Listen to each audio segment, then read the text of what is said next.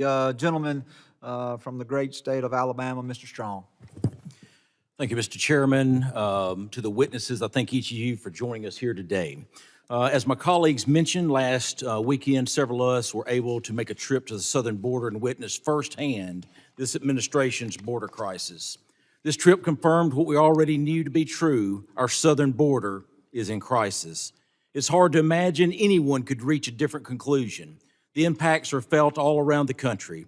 My district specifically has seen a drastic rise in the number of fentanyl-related deaths.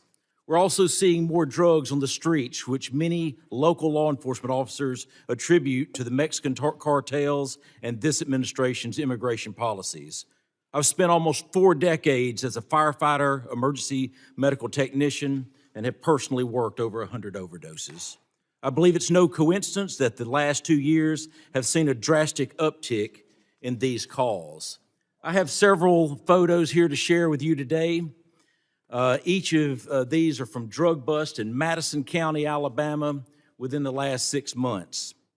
I'm proud of the tireless work of the law enforcement officials to get these drugs off the streets of our community.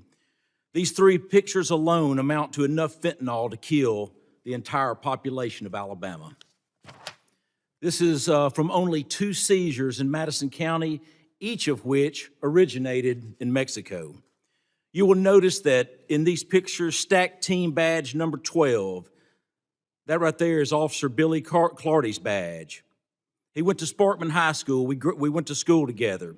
He was killed in Huntsville, Alabama on December the 6th, 2019, working to protect North Alabama from these drugs, and was killed by a drug dealer.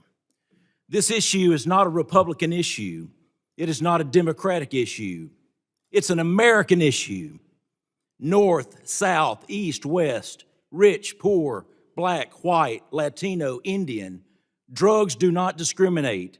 Every family has been affected one way or the other.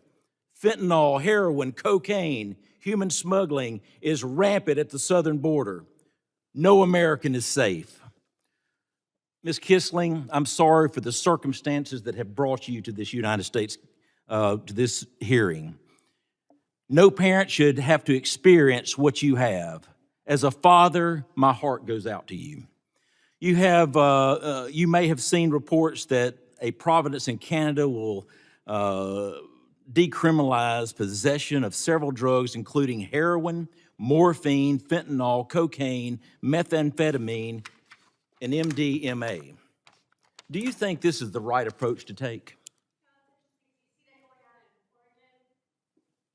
In Oregon, they've been legalizing or decriminalizing a bunch of different drugs. Fentanyl is not something that you can just control like that.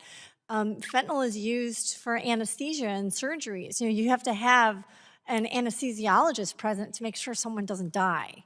Okay, were we going to have a country full of anesthesiologists provided for all of them? I heard him say, "Oh, let's make fentanyl strips available." So many of the children that are dying are young. They have no knowledge of anything like this. You think the drug dealers they're trying to kill off our children.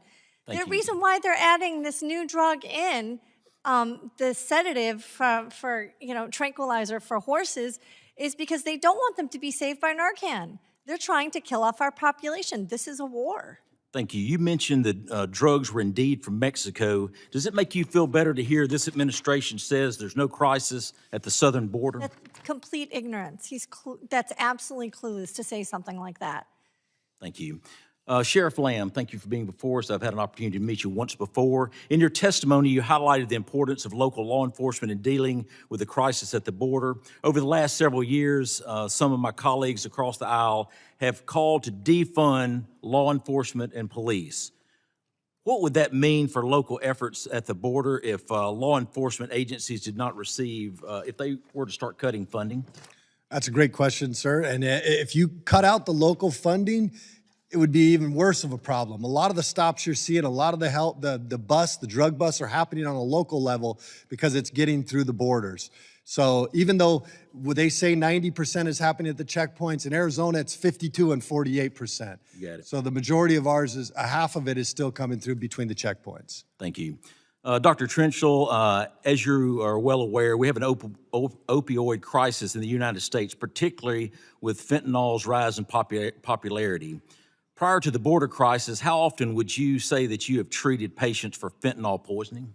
It's definitely gone up since the borders were opened. I don't have those specific numbers, but it's definitely an increase. Thank you. Within the last 2 years, have you experienced an increase in treating patients with fentanyl poisoning? Yes, we have.